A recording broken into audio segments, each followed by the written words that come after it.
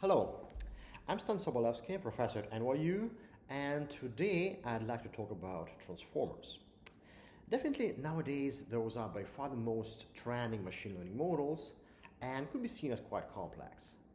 So could there be any way at all to understand transformers, or at least their main idea, what they can do, how they work in just a few minutes?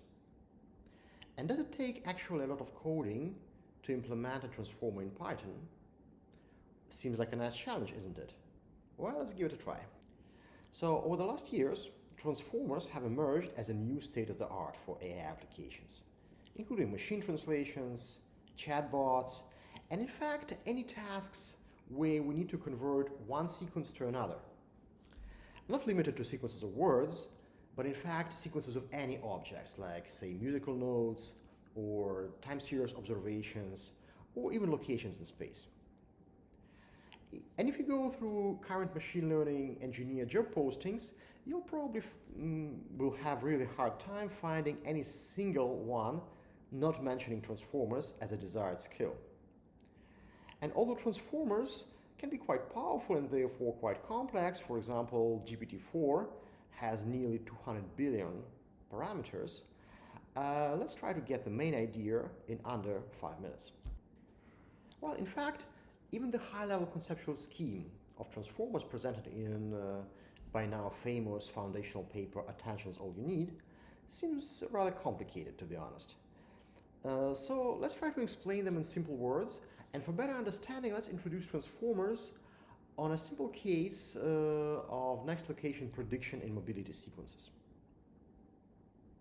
So our problem here is, given the trajectory of an object visiting different locations, let's try to predict its next location to be visited, or rather its probability distribution among all the available locations. So, how can we do it with a transformer? I can take a sequence of labels called tokens, representing the locations visited by an object so far, and process it using three key approaches: token embedding, positional embedding, and attention mechanism. First, we'll provide a numeric representation of the token sequence through a sequence of token embeddings, tensors to be learned by the model, and then define the alignment of the tokens by supplementing them with the info about their position within the sequence, represented by their positional embedding. Tensors either learned by the model or predefined with a proper formula. Then, sum of each token embedding and its positional embedding will represent its unique contribution to the sequence. After that, as we go through the sequence, we'll put each considered location, actually its token, in the context of all the other locations visited, as the actor's current behavior may depend on its history.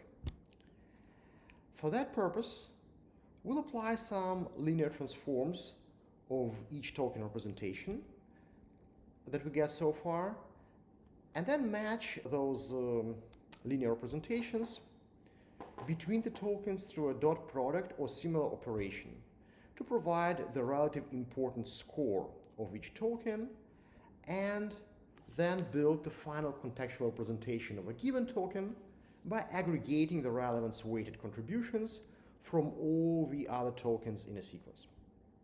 In general, one can use both preceding and succeeding tokens here, but for the next location prediction, we'll of course have to look at the preceding tokens only, because we don't learn from the future. And attention can actually be established in multiple ways, capturing different relevance contexts. And those could be implemented by different attention layers or heads. And in the end, we'll aggregate the results from those attentions all together into the final output.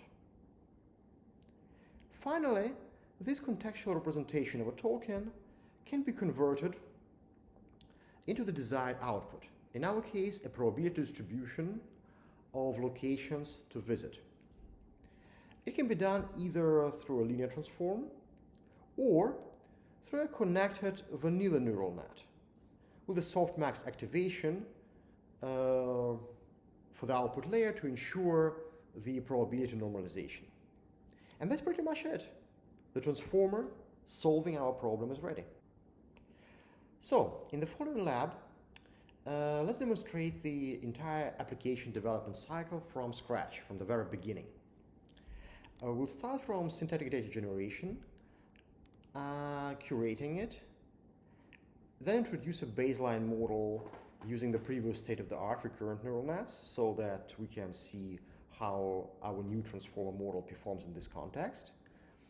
Then design and provide PyTorch implementation of the transformer model, train it, and provide its out-of-sample evaluation to assess its performance on a new sequence. So altogether we have learned how to perform sequence-to-sequence transformations, how to understand the state-of-the-art model for those tasks, a transformer model, illustrated it on a simple mobility prediction case, and learn how to design, implement, train, and evaluate transformers in PyTorch. So hope it will be useful and you will have a great time designing and developing transformers for your applications.